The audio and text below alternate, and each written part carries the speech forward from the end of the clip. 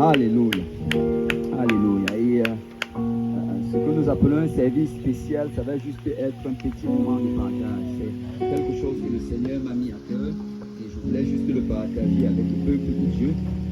Et si vous voulez, vous pouvez vous asseoir, mais sinon vous pouvez rester debout. Alléluia, selon votre convenance. Et nous allons aller dans le livre de 2 Rois. 2 Rois chapitre 2. 2 Rois chapitre 2 à partir du verset 1. Et vous savez, le Seigneur a de grandes choses en réserve pour nous. Amen. Le Seigneur a de grandes choses en réserve pour nous.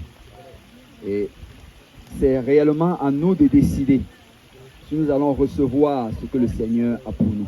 Amen. La Bible dit que Dieu ne fait point exception de personne. Il ne fait pas de favoritisme. Il ne va pas favoriser sur la base de la race. Il ne va pas favoriser sur la base de l'éducation. Tu sais, tu peux n'avoir aucun diplôme, mais être utilisé par le Seigneur. Amen. Et je ne suis pas en train d'encourager la fainéantise. Amen. Alléluia. Je n'encourage pas d'abandonner l'école. Je dis, papa, je n'ai plus besoin d'aller à l'école parce que le pasteur Lionel a dit. Ce n'est pas de ça que je parle. Amen. Ce que je suis en train de dire, c'est que peu importe ton niveau intellectuel, tu peux être utilisé par le Seigneur. Amen. Gloire au Seigneur. Et nous rendons grâce à Dieu pour tout ce qu'il est en train de faire. Et certainement, le Seigneur fait de grandes choses.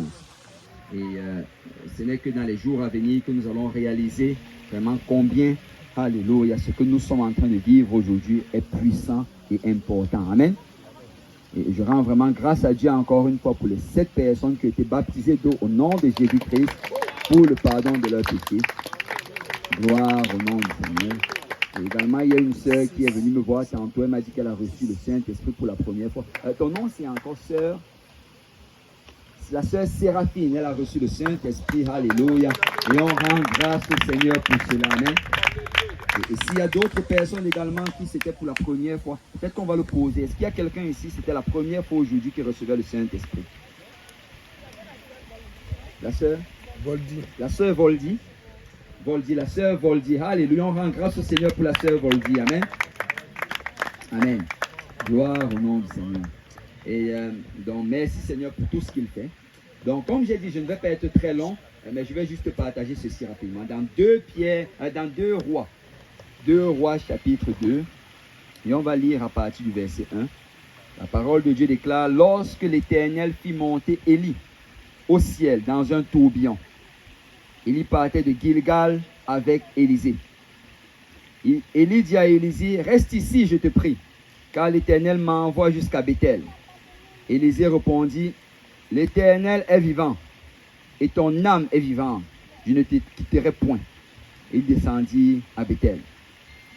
Les fils de prophètes qui étaient à Béthel sortirent vers Élisée et lui dirent: sais-tu que l'Éternel enlève aujourd'hui ton maître au-dessus de ta tête? Et il répondit: je le sais aussi, taisez-vous. Élie lui dit: Élisée, reste ici, je te prie, car l'Éternel m'envoie à Jéricho. Il répondit: l'Éternel est vivant et ton âme est vivante, je ne te quitterai point. Et ils arrivèrent à Jéricho. Les fils des prophètes qui étaient à Jéricho s'approchèrent d'Élisée et lui dit: sais-tu que l'Éternel enlève aujourd'hui ton maître au-dessus de ta tête? Et il répondit: je le sais aussi, taisez-vous. Élie lui dit: reste ici, je te prie, car l'Éternel m'envoie au Jourdain. Et il répondit: l'Éternel est vivant et ton âme est vivante, je ne te quitterai point. Et ils poursuivirent tous deux leur chemin. 50 hommes d'entre les fils des prophètes arrivèrent et s'arrêtèrent à distance vis-à-vis. Eux deux s'arrêtèrent au bord du Jourdain. Alors, Élie prit son manteau, le roula en frappant les eaux, et qui se partageaient çà et là. Et ils passèrent tous deux à sec. Lorsqu'ils eurent passé, Élie dit à Élisée: demande ce que tu veux que je fasse pour toi, avant que je sois enlevé d'avec toi. Élisée répondit: qu'il y ait sur moi, je te prie, une double portion de ton esprit.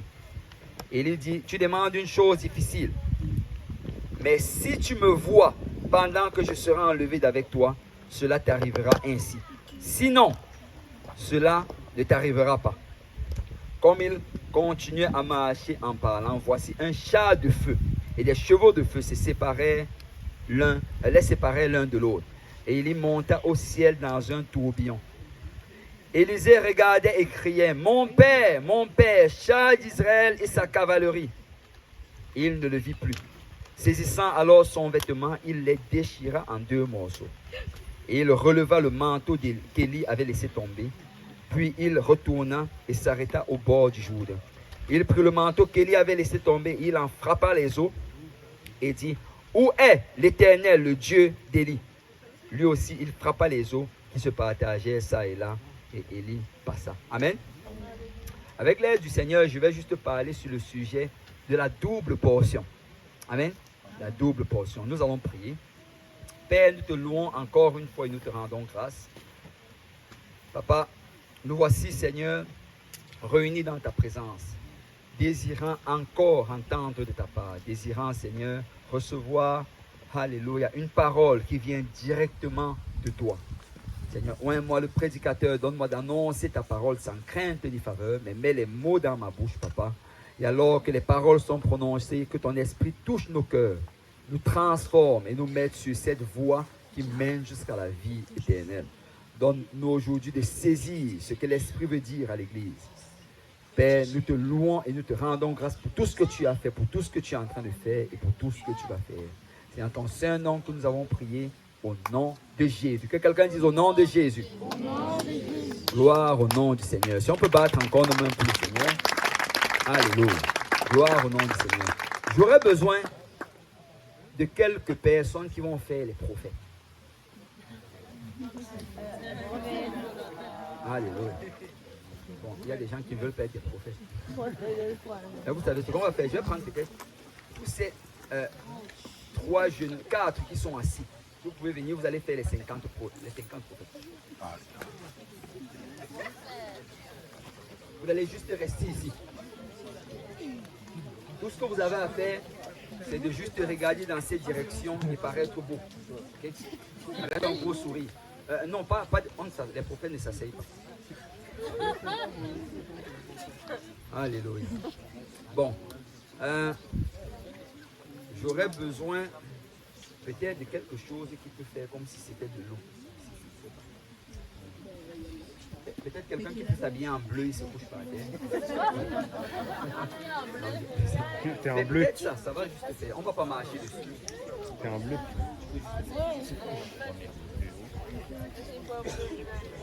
Allez. Gloire au Seigneur. Okay. Frère Michael, tu peux venir. Toi, viens. Michael va faire Élisée. Amen. Là, tu peux venir de ce côté. Bon. L'histoire que nous avons lue, c'est un passage qui est familier. Amen. Est-ce qu'il y a quelqu'un qui a déjà lu ce passage dans le passé? Est-ce qu'il y a des gens qui ont déjà entendu prêcher sur ce passage dans le passé? Alléluia. Et on parle de la double portion. Élie était un prophète de feu. Amen. Élie, en fait, c'était quelqu'un qu'on aurait pu considérer comme antisocial. Élie, sa vie était rude. En fait, la vie d'Élie était un peu semblable à celle de Jean-Baptiste. On a parlé de Jean-Baptiste un peu plus haut.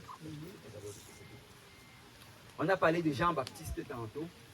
Élie, il avait un manteau fait de poils de chameau. Il avait une ceinture de cuir à ses reins. C'était ça le seul vêtement qu'il possédait. Il n'avait pas besoin d'avoir une garde-robe. Amen. Amen. Tout ce qu'il avait besoin, c'était cela.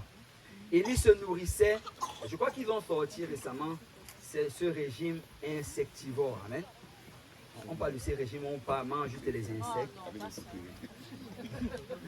On dit que c'est bon pour la santé. Hein? On dit que ça goûte comme le poulet. Bon.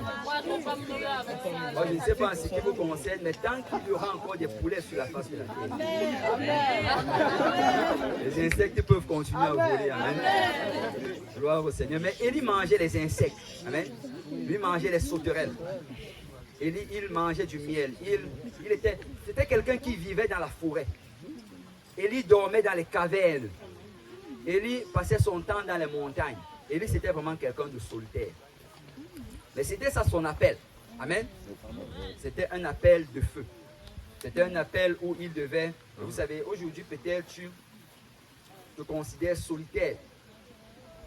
Mais ce solitaire-là, ce n'est pas juste rester pour regarder les choses sur Internet. Hein. Le solitaire d'Élie, c'est qu'il était en prière.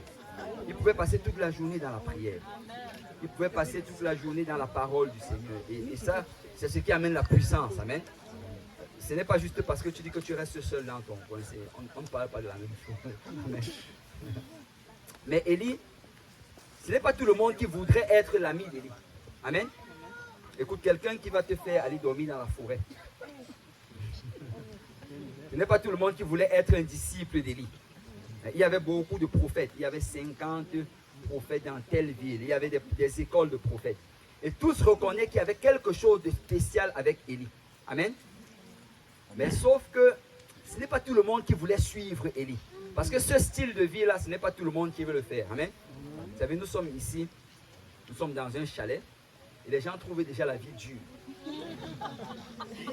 On va être honnête. Est-ce que quelqu'un trouve que c'est dur de vivre ici? Soyons honnêtes. Amen. Amen. On n'est pas capable de prendre une douche pendant 20 minutes. En fait, mon épouse, tantôt, ce matin, bon, après avoir pris sa douche, je lui ai demandé si elle n'avait pas duré à la douche. Elle m'a dit qu'en fait, ici, on n'a même pas besoin de dire à quelqu'un de ne pas durer à la douche. Amen. Rien que les conditions de la douche, ça te pousse déjà à vouloir en sortir. Tu prends vite ton bain, tu sors.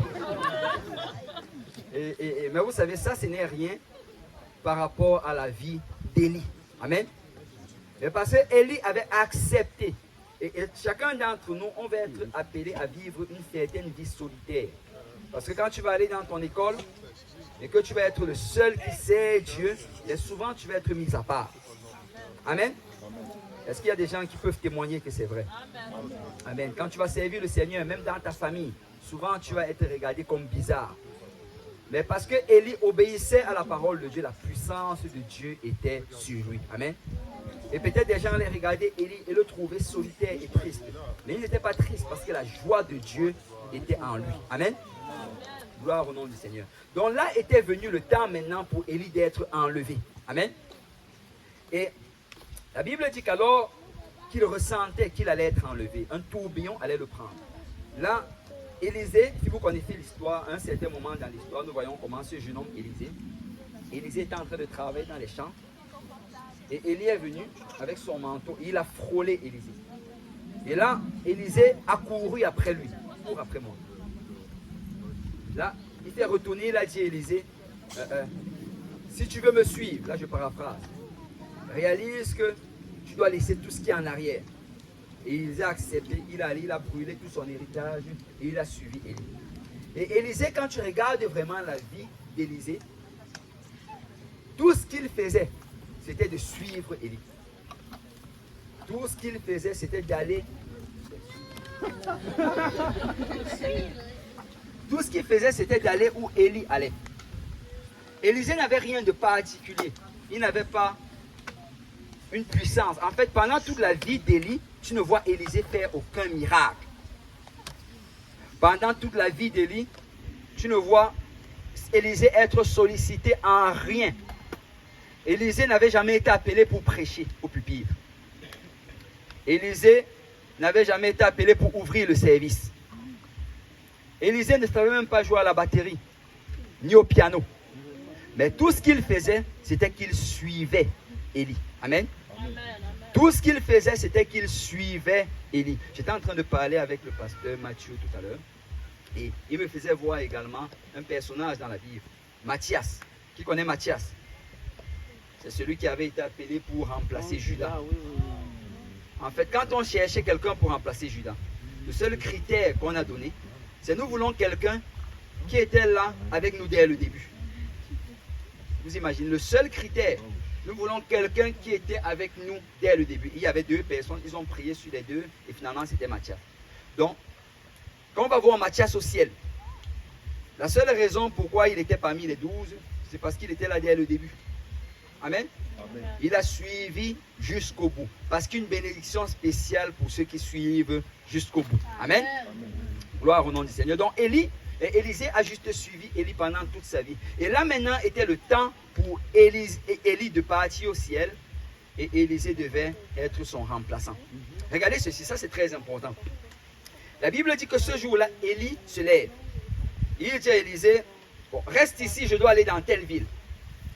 Et là, Élie avait le choix. Amen.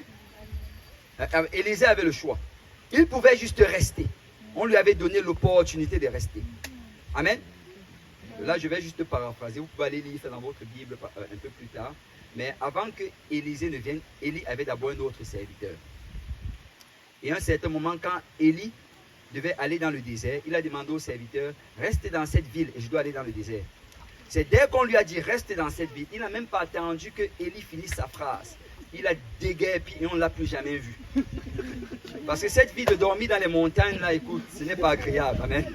Cette vie de vivre dans les cavernes, de manger les sauterelles et de boire le miel sauvage. Alléluia. Écoute, on lui a donné l'opportunité, il a pris la poudre d'escampette, on ne l'a plus jamais vu.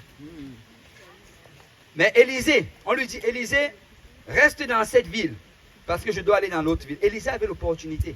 Il aurait pu dire, alléluia, c'est fini le désert. C'est fini les sauterelles et les criquets. C'est fini, je ne sais pas, peut-être il mangeait même les fourmis. C'est fini les cavernes et toute cette vie dure. C'est fini la fuite dans tout genre d'endroits. Élisée avait l'opportunité de juste s'enfuir. Mais Élisée donne cette réponse. Il dit, l'Éternel est vivant et mon âme est vivante. Je ne te quitterai point. Amen. Je ne te quitterai point. Tu es l'homme de Dieu dans ma vie. Tu es celui que le Seigneur a utilisé pour m'appeler. Alléluia. Tu es celui qui m'a enseigné la vérité, qui m'a montré les voies du Seigneur. Et mon âme est vivante, l'Éternel est vivante. Je vais te suivre. Amen. Amen. Et là, ils s'en vont. Et qu'ils arrivent dans la ville. Là, dès qu'ils arrivent dans la ville, on fait comme si tu leur parles. Et là, pendant qu'ils se parlaient, les 50 prophètes, en fait, non, les enfants des prophètes, parce que dans chaque ville, il y avait des écoles de prophètes. Et dans toutes ces écoles de prophètes-là, tous savaient que Élisée était le plus puissant, que Élie était le plus puissant de tous les prophètes. Amen. Et tous voyaient Élisée uniquement comme celui-là qui verse de l'eau sur la main du prophète. Élisée n'était pas allé dans une école de prophètes. Élisée n'avait pas un père qui était prophète. La seule chose qu'on connaissait de lui, c'est que c'est celui qui lave les mains d'Élie. C'est celui qui lave les mains du prophète le plus puissant qu'il y a en Israël. Donc là, quand ils le voient venir, ils lui disent, écoute, est-ce que tu sais? Les prophètes ne faisaient pas ça. Prophétiser.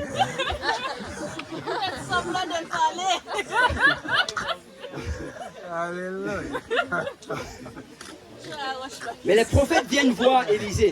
On lui dit, est-ce que tu sais que ton maître va être enlevé aujourd'hui? Ils avaient des révélations dans l'école des prophètes. Amen.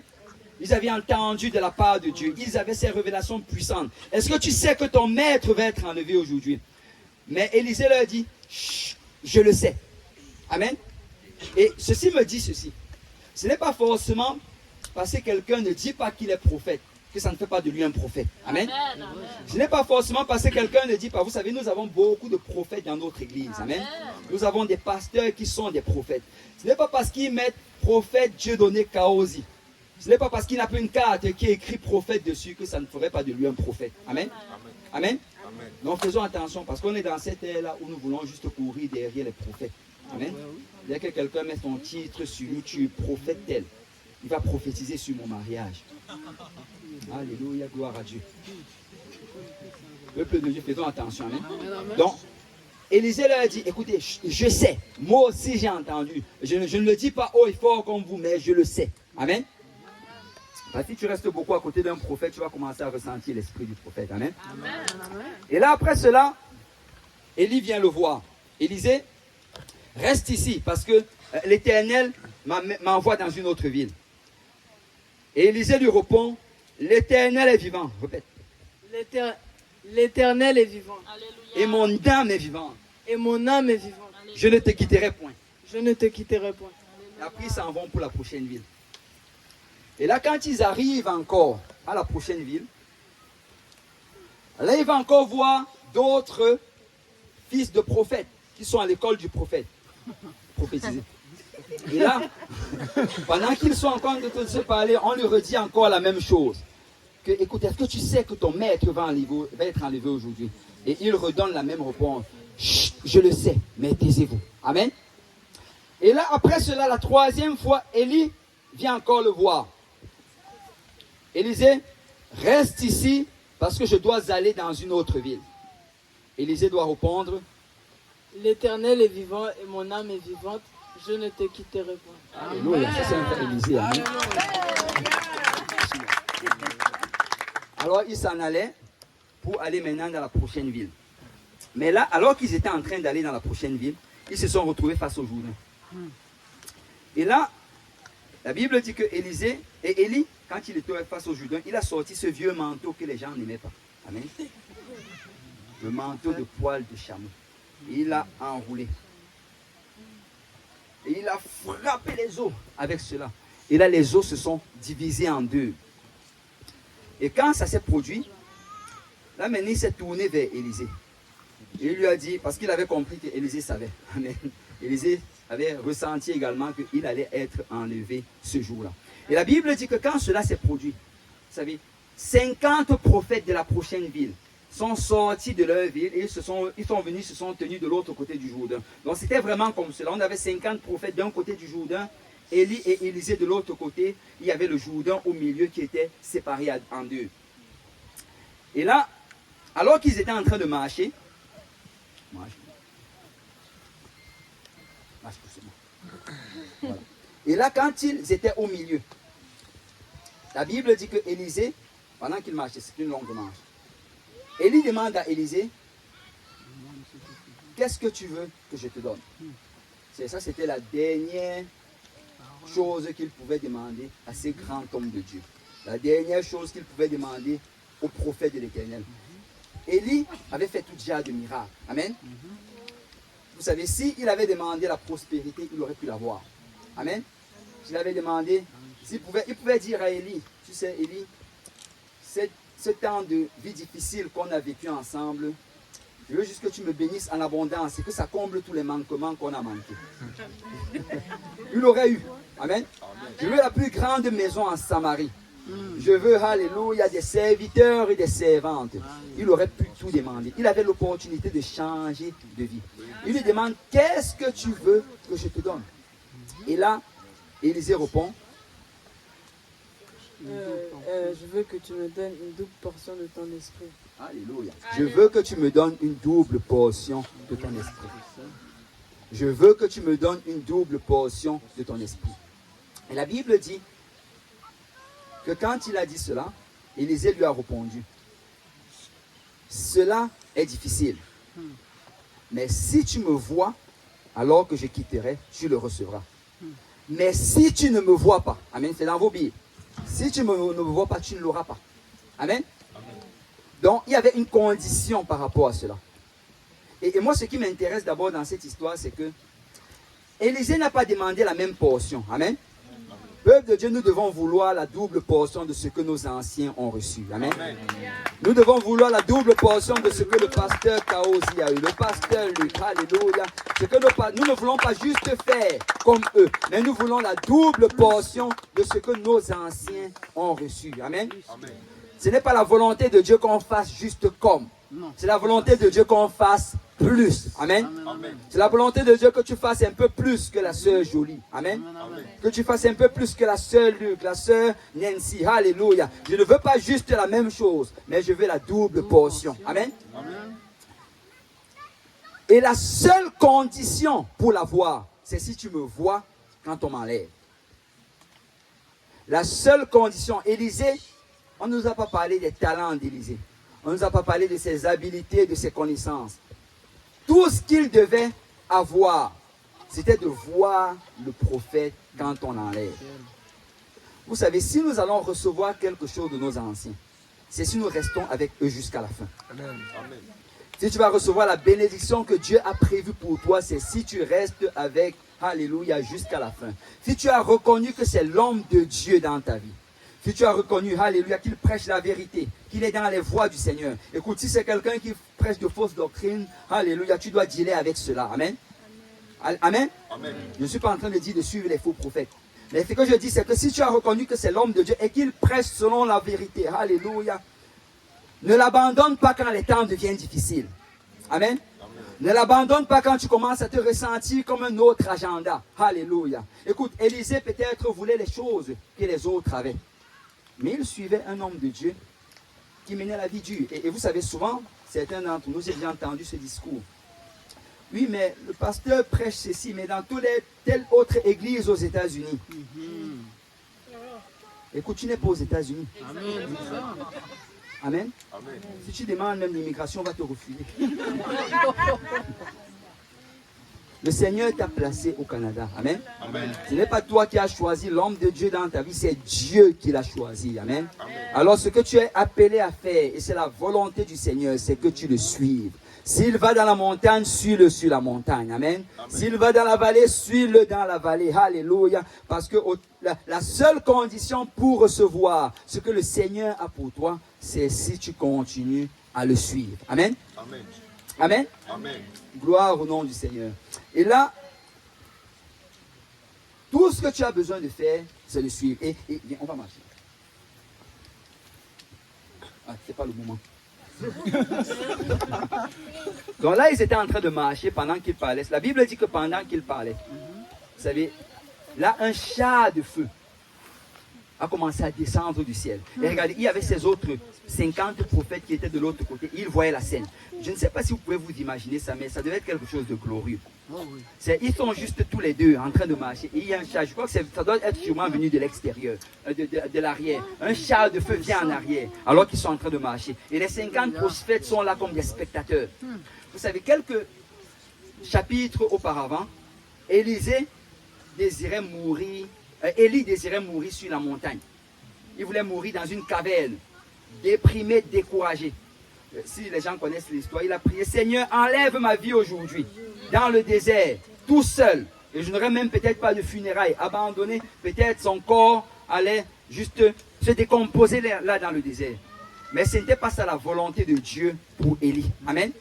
C'est souvent tu regardes ta vie, alléluia, et tu veux juste un peu. Mais Dieu a plus pour toi. Dieu a plus pour toi. Dieu ne veut pas que tu meurs juste dans un désert. Amen.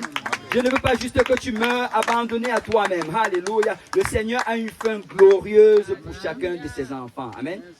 Alors les 50 prophètes étaient de ce côté. Ils étaient en train de regarder. Et Élie et Élisée marchaient. Et là, le char de feu est descendu du ciel. Et alors que le char est venu, Élie a laissé tomber son manteau. Et Élisée ne le voyait peut-être pas encore. Mais là, le char est venu et les a séparés ensemble. Et là, Élie a été pris dans le char. Il est en train de monter vers le ciel. Imaginez ces 50 prophètes, ils étaient sûrement émerveillés par ce qui se passait. Et là, quand c'est arrivé, mets-toi à genoux. Déchire ton vêtement. Non, ne fais pas ça. Élisée s'est mis à genoux. Il a déchiré son vêtement. Char d'Israël et sa cavalerie. Et il était tout en pleurs parce que là, il était en train d'être séparé avec l'homme de Dieu de sa vie. Amen. C'était Élie qui l'avait fait traverser toutes ces choses depuis ces derniers mois ou bien peut-être ces années. Et au travers de cela, il avait tellement appris. Il avait appris à dépendre de l'homme de Dieu. Il avait appris juste à obéir. C'était l'homme qui lavait les mains de son prophète. Amen. Et la Bible dit que quand il était juste en train de déchirer ses vêtements et crier, les autres étaient peut-être émerveillés. Mais Élisée, tu sais, quand il déchirait son vêtement, il montrait vraiment l'état de son cœur. On le séparait de l'homme de Dieu dans sa vie. Amen. Amen. Parce qu'il avait développé un attachement avec l'homme de Dieu. Et la Bible dit que quand cela s'est produit, Élie, alors qu'il est parti au ciel, Élisée, lève-toi, tu as fini de pleurer. Et là, il se tourne, il regarde. Il voit le manteau de l'homme de Dieu. Je peux ramasser. Et là, le voici qui n'avait jamais fait aucun miracle. Le voici qui n'avait jamais fait aucun prodige. Tout ce qu'il avait fait, c'était de suivre l'homme de Dieu pendant toute sa vie. Tu peux te retourner de ce côté. Et là, tourne le manteau. Et là, crie. Non.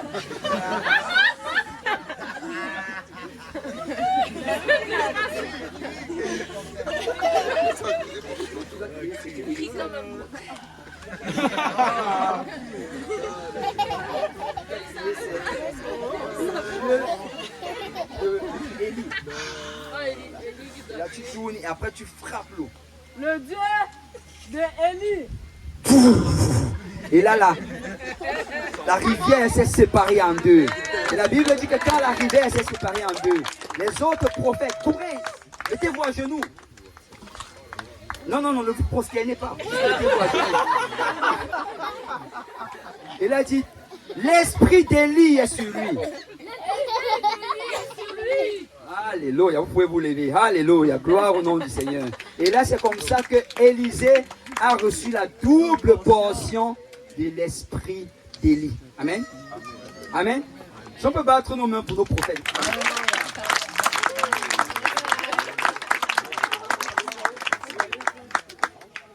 Alors le message que j'avais à cœur de donner à quelqu'un aujourd'hui, c'est le Seigneur a de grandes choses pour nous. Il a de très grandes choses. Mais si ça va arriver, c'est la même condition que Élie a donnée à Élisée. Si tu restes jusqu'à la fin.